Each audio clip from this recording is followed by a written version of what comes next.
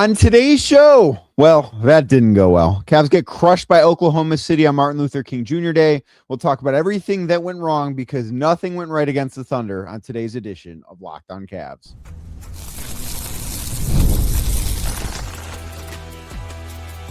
You are Locked On Cavs, your daily Cleveland Cavaliers podcast. Part of the Locked On Podcast Network, your team every day.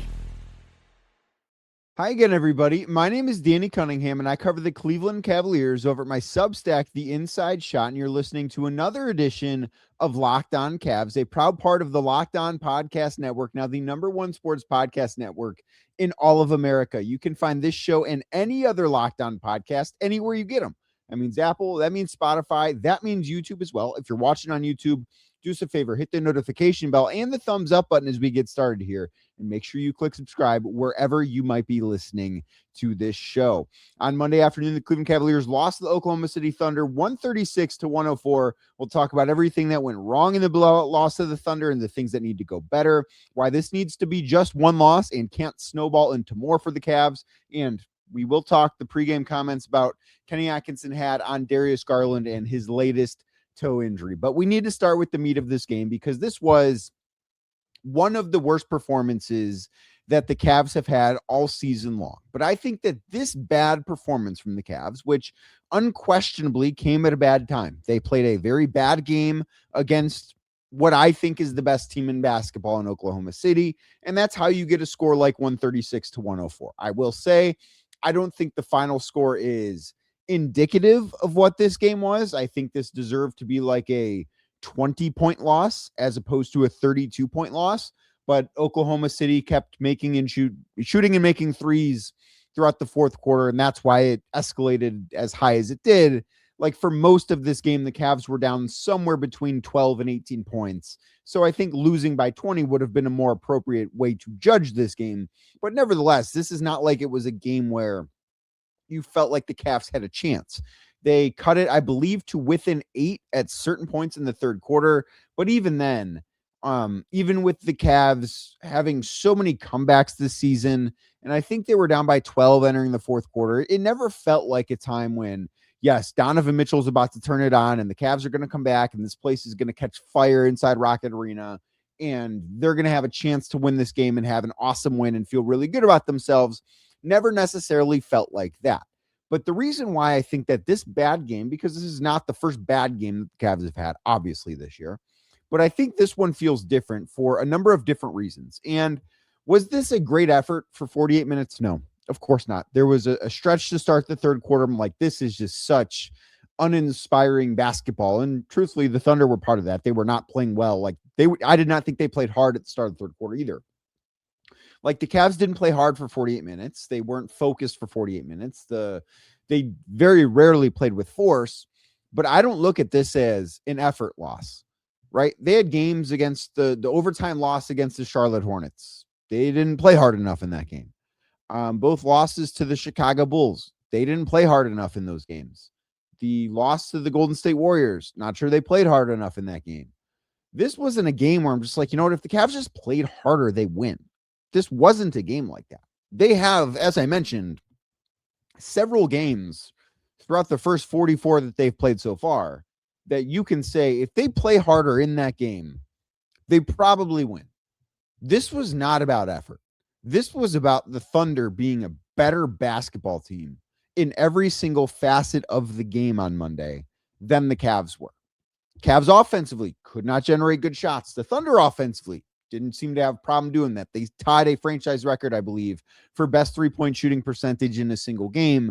They made 23 threes, and yes, some of those came in mop-up duty. Like I think they hit 10 threes in the fourth quarter, and some of those came after the game was already decided. So maybe that number is a little bit misleading, but the Cavs had their worst shooting performance overall of the season. Like they had one game, it was that loss against Golden State, where they had a lower shooting percentage than they did in this game. But they also had their worst three-point shooting percentage in this game. Like the one thing I look at and say, okay, maybe the Cavs did well was rebounding, but I can't sit here and say, yes, great sign. You rebounded well. I don't look at that and like that shouldn't make you feel good about this one. And I think that the shooting, yes, do they have to make the open shots that they have? Absolutely. But I think it's more than that, because I don't think the Cavs on Monday did a good enough job of generating the types of looks that they should be striving to take. They were taking a lot of tough shots. And listen, Oklahoma City, they deserve a lot of credit for that. But I also think that this really accentuated how much the Cavs missed their full complement of players. And I'm not going to sit here and tell you guys that, if Darius Garland played in this game, the Cavs probably would have won. That's not true. I don't believe that. But I do think they would have been better suited for this game. I'm not going to say, if Sam Merrill plays, they win, or Max Strus plays, they win. But I do think that this is a game, and I understand that Oklahoma City was without Jalen Williams. Isaiah Hartenstein didn't play in this game. Those two are both injured. The other Jalen Williams, the not as good Jalen Williams, who started in this game, he left because of a back injury, which I think might have been suffered on Jared Allen's block of him, which, like, side note, I know the Cavs played terrible in this game. That block was freaking awesome. Like, that was one of the best plays I've seen from Jared Allen this season. That was one of the highlights of the year, and it's a shame it comes in a 32-point loss. But I digress. The Thunder were missing guys too, but the biggest difference to me between these two teams right now, and this is not about Monday, because the Thunder played awesome and the Cavs played bad. And when the Cavs play bad, they are capable of losing to anybody, as we have seen this year. But the Thunder, when they play good, they're going to beat everybody. Like, that, to me, is the best team in basketball. But what the Thunder have that the Cavs don't, aside from an awesome defense, is they have a margin of error. And I think that what we saw from the Cavs in this game on Monday afternoon is just how small the margin of error for the Cavs is. Because, like I said, if the Cavs are fully healthy and they play this game, do they win it if Oklahoma City plays as well as they did? Probably not. Like, it's still probably a Thunder win. You feel better about it, and the Cavs probably look better. But the Cavs don't have that margin of error anymore. They don't have the ability to be down as many guys as they've been down all season and just keep plugging along and beating good teams. Are they going to be able to win some games like that? Yeah, I mean, we just saw them beat Philadelphia down more guys than they were on Monday because Dean Wade came back for this game. He wasn't very effective. He didn't play very well, but he did play. But they missed Darius Garland. They missed Sam Merrill. They missed Max Strus. And should that mean they lose by 32 points? No, it should not mean that.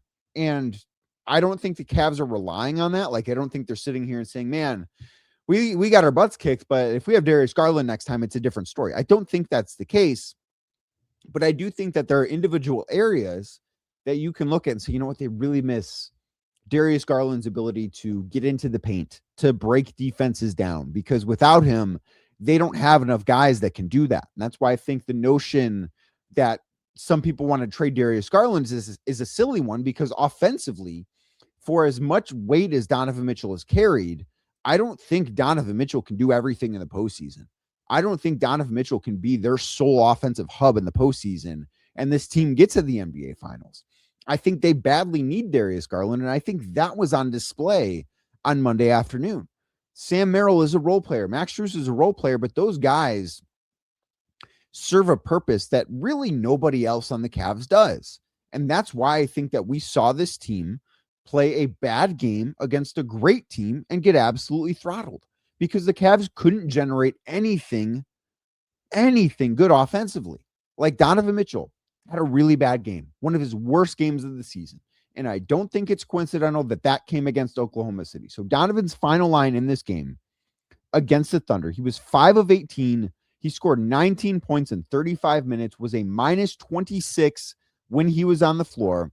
He had 4 rebounds and 3 assists. He was 1 of 9 from 3. Now, are some of those shots that he missed shots that he normally makes? Did he just have an off day? Maybe. But I also look at the history.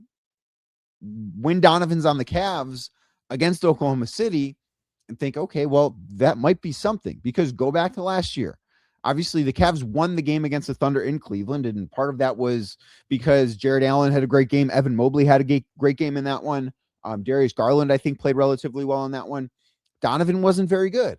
They lost by, last year. So I think in Oklahoma City, and I don't have the final score, I think they lost by less in OKC than they did on Monday, but like they played better today than they did in that game because the mop-up duty has altered these scores. But last year in the 2 games against the Thunder, Donovan Mitchell finished 6 of 31 shooting and then 5 of 18 on Monday. The Cavs in this matchup, and yes, Lou Dort is a fantastic defender, and he very clearly in the last 3 matchups has given Donovan Mitchell real problems. But in this matchup, like Darius Garland available, Darius Garland not available, Sam Merrill, Max Strus, like all those guys, they need more than what they got from Donovan Mitchell. And Donovan, time and time again this year, has come through. He has been fantastic. We'll talk about him not being an all-star starter on tomorrow's show, but they needed more from Donovan Mitchell than what they got on Monday. It is not possible for them with the injuries they're dealing with right now. It is not possible for them to compete with the best teams in the NBA without Donovan being great. And Donovan on Monday wasn't great. Is that the only reason why the Cavs lost this game? No, of course not. There were so many other things that went wrong, but that is part of it. Like, I look up and down the roster. I look up and down the box score. I think about what I watched on Monday inside Rocket Arena, and there's not one player that I look at and see, yeah, that guy had a good game for the Cavs. Nobody played well. So it's not all on Donovan. It's not all on Evan, who you could make the case had the best game of the starters, but he was thoroughly outplayed by Chet Holmgren too. Like, I look at this and say every single person that was affiliated with the Cavs, from Donovan Mitchell to the equipment guys, weren't good enough on Monday. They were not good enough against the Thunder. And when you don't bring your best against a team too, that like the Thunder, the last time they played on Saturday against Miami and they lost. It was a controversial finish, but they lost to the Miami Heat in Miami. I think it was very clear that after that loss, they wanted to come out and make a point. And they did that. And the Cavs were not ready for that. And is this something that changes the season for the Cavs? Probably not. I don't think that this should be a thing that erases the good vibes from the Philadelphia wins. But that's why I think what I want to talk about next is maybe more important than what happened on Monday. It's how do the Cavs follow up? Like, where do they go from here? Because it's clear right now, they're not a championship caliber team. Is there a pathway to being one? I think that's a little murky. There might be. I think there could be. They have to be healthy for me to be able to say that. And I have to see what this team can look like at full strength because they have to actually get there. But that's why the next steps after this are more important than what actually happened on Monday. I'll tell you exactly what I mean by that next, right here on Locked On Cavs. But first, today's show is brought to you by Quo. New year, new systems. And this is the time when a lot of us look at the messier parts of how we run our business and think there has to be a better way. And there is. Streamlining your communications is one of the quickest upgrades that you can make. And that's why today's episode of Locked On Cavs is brought to you by Quo, spelled Quo, the smarter way to run your business communications. Because when your team is reachable, organized, and communicating in one place, you're not just working cleaner, you're creating more opportunities to connect with customers. Your whole team can call and text from one shared business number. That's one of the best parts about Quo, because nothing is going to get missed. And everyone sees the full conversation thread, which makes replies faster and more personal. You want to have that personal touch. Works right from your phone or your computer, and you can even keep your existing number. Plus, Quo's smart AI tools automatically log calls, summarize conversations, and highlight the next steps so that details never slip through the cracks. It's no surprise Quo is the #1 rated business phone system on G2, trusted by more than 90,000 businesses. That is a lot of businesses, from solo operators to growing teams. So make this the year where no opportunity and no customer slips away. Try Quo for free, plus get 20% off your first 6 months when you go to quo.com/lockedonnba. That is Quo, QUO.com/lockedonnba. Quo. No missed calls, no missed customers. Thank you again for making today's edition of Locked On Cavs your first listen. And thank you to those of you that make Locked On the #1 sports podcast network. And if you haven't already, go check out the new Everydayer Club, because it gives you access to an ad-free audio feed for Locked On Cavs that is compatible with Apple Podcasts, Spotify, every other major podcast app, plus an invite to the members-only Locked On Everyday Club Discord server, which does include a group chat just for listeners of this show. If you're interested in learning more, a link is in the show description wherever you're listening to this podcast and on YouTube as well. So this game was obviously a very bad loss for the Cavs. I would argue, one of their worst performances of the season. I don't think it's the most catastrophic loss that they've had, given the caliber of opponent they played. Like, I think losing to the Santa Cruz Warriors the day they lost that game was probably a little bit more damaging than this one. But I think that the point of like how they respond from it is similar, because one of the things, and the Cavs have not been nearly as good this year as I thought they would, as you probably thought they would, as most people thought that they would. But they have done some good things. And one of the things I think the Cavs have done a solid job, particularly recently, of doing is responding to adversity. Where, we don't have to go back any further than last week, or what happened 1 week ago. Cavs hosted the Utah Jazz, and they had their most embarrassing loss of the season. I would actually call it, despite the fact that Cavs lost this game by 30 plus, I would call last week's loss to Utah a worse loss than what we saw on Monday. How'd they follow it up? Well, they went to Philly, played a team that is ahead of them in the standings in the Eastern Conference, and basically did to the Sixers the same thing the Thunder did to them today. And then they went into Philly again and beat the Sixers again. They responded by winning 2 games against a good team. Go back to the loss against Houston, where I think that was kind of the last time the Cavs looked like this against a good team, was that loss against the Rockets. How'd they follow that up? They beat the Spurs in San Antonio, who are fully healthy. That was a very nice win. And then they beat the Phoenix Suns, who were not fully healthy. They were without Jalen Green. We will see what he looks like when he gets back, because he's supposed to make his debut for Phoenix on Tuesday night. That'll be, I think, an interesting thing. Or not debut, but he's played like 20 minutes so far this year. But they beat a mostly healthy Suns team, 2 of their better wins of the season. So what the Cavs have done this year is they have not allowed a bad game like the one they had on Monday snowball. And that, I think, is a reason to be hopeful about this team, because the Cavs, I do think, have grown a lot throughout this season. I don't think that they are the same team they were at the start of the season. I think they're better, even if it didn't look like that on Monday afternoon. So what they need to do is respond to this the proper way. They need to use this, learn from it. You have to, if you're the Cavs, you have to learn, say, here, yes, we didn't have Darius, we didn't have Sam, we didn't have Max. Like, we're missing all of these guys. But we can combat that by doing X, Y, and Z.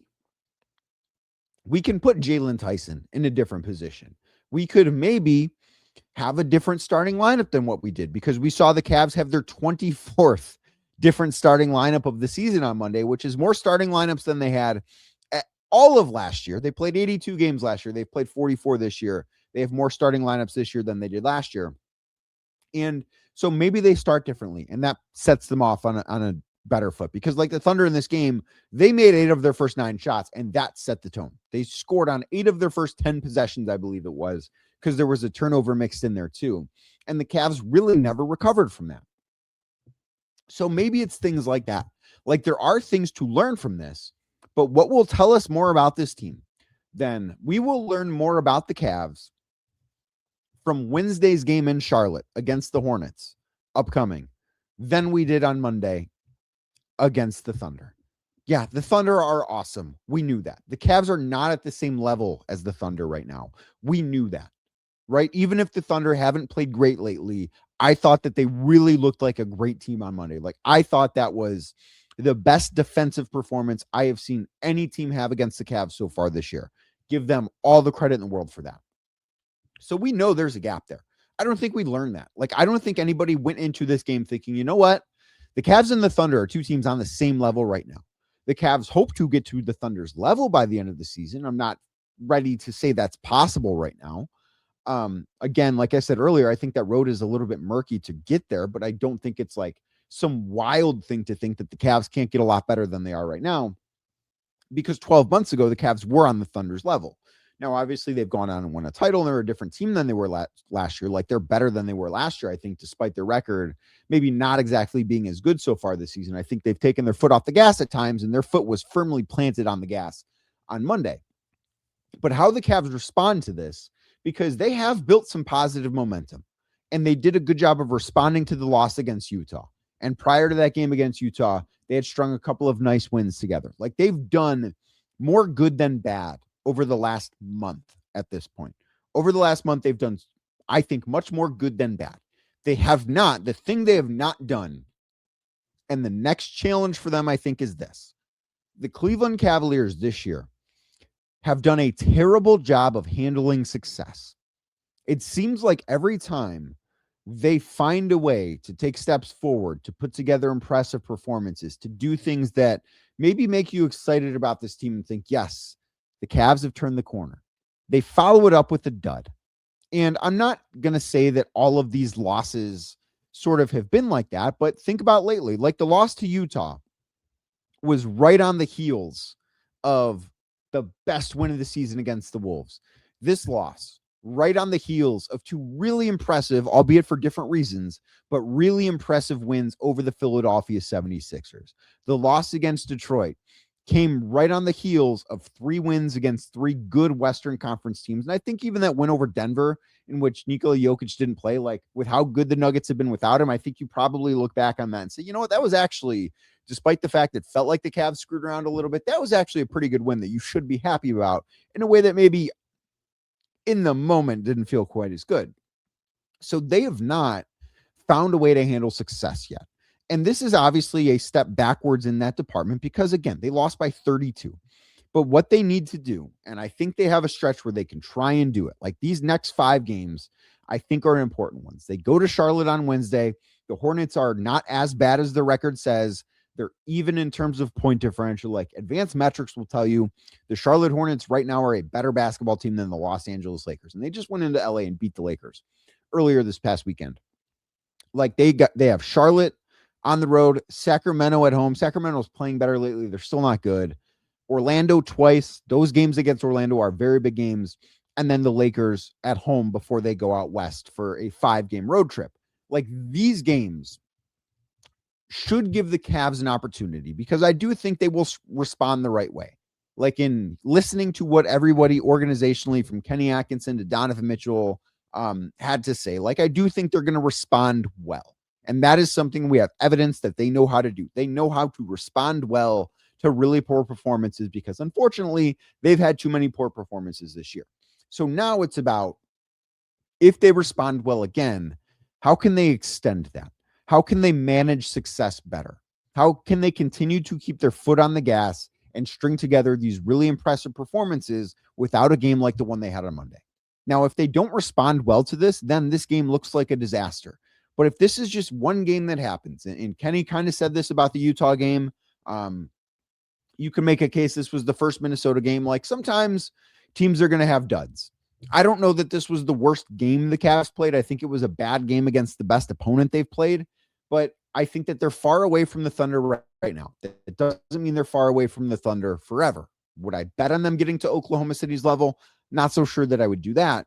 But if they respond to this loss the same way they have responded to other losses like Utah, like Minnesota, like Detroit, even with the win over the Pacers, like Houston going back to last month, then they'll be fine. But the thing they need to learn is they need to, one, stop having these types of losses because they need to do a much better job of handling success. This game is a step back, certainly, but it's not one I think that is something that should make us call for drastic change. I don't think it's that type of loss. I don't think that this is, hey, the Cavs were embarrassed, it's time to fire the coach. They're not doing that. They're not going to they should not be making changes here. The Cavs are who they are. They have a pathway forward. Now, I think now that this game is out of the way, one of the things that I think we should look at, because there is a little over a month between now and when they play Oklahoma City in OKC, that's on Sunday, February 22nd. How much better are the Cavs when that game happens as compared to what the Cavs were on Monday? That, I think, is a test for the Cavs and one that I am fascinated to track. Now, we did get an update from Kenny Atkinson about the status of Darius Garland, who is out at least for the next week. He talked about this before the game. I'll tell you what he said, and we will talk about what it means next right here on Locked On Cavs. But first, today's show is brought to you by TurboTax. Tax season doesn't have to take over your life. And this year, TurboTax is making it easier than ever to just hand things off and move on with your day. With TurboTax full service, you can have your taxes done for you by a trusted local expert start to finish without the stress or the guesswork. Instead of spending hours trying to figure out forms, you can meet with a local TurboTax expert in person or connect online. They handle everything from W-2s to self-employed forms and work to get you every deduction that you could possibly want. You can upload your documents, go about your day, and get updates right in the TurboTax app. Incredibly smooth, simple, and convenient. It is a huge time saver and gives a real peace of mind knowing that an expert is handling your taxes. For a limited time, too, you can have your taxes done by a local TurboTax expert for just $150 all in. If a TurboTax expert didn't file for you last year, just file by February 28th, take taxes off your plate, and get back to your life. Visit turbotax.com/local, that is LOCAL, to book your appointment today. Thank you again for making today's edition of Locked On Cavs your first watch on YouTube. If you're watching right now, please do us a favor, hit that thumbs up button for us, click subscribe, and hit that notification bell so you don't miss the latest Locked On Cavs content. And Darius Garland did not play in this game. Obviously, there was an update on Sunday about the status of Garland. We covered that in yesterday's edition of Locked On Cavs, or earlier on Monday if you are watching this, because it comes out on YouTube a little bit before the podcast, but still please subscribe on Apple or Spotify. If you're actually watching, subscribe wherever you get your podcast to. It does help the show out quite a bit. So we talked about that a little bit. And then this was the first time that Kenny Atkinson met with the media after that status update on Darius Garland came out. So Kenny was asked about the update that the Cavs gave and his thoughts on it. And the first thing that he said was, quote, "Well, I feel like we dodged a bullet, right? That's how I look at it. So not ideal, obviously, but it could be a lot worse." Kind of goes along the lines of what I said yesterday, where I don't think like the Cavs are out of the woods here necessarily, but I don't look at this as the same level of injury that Darius Garland has been dealing with in his other foot. He was then asked about the recovery process that Darius is going through. Said, quote, "He's getting treatment, like intense treatment in the water. I'll let you know when he starts getting on the court, and that stuff not there obviously kind of just happened. So that'll probably be the next step." The fact that, while yes, would I expect Darius to be on the floor right yet? No, not necessarily.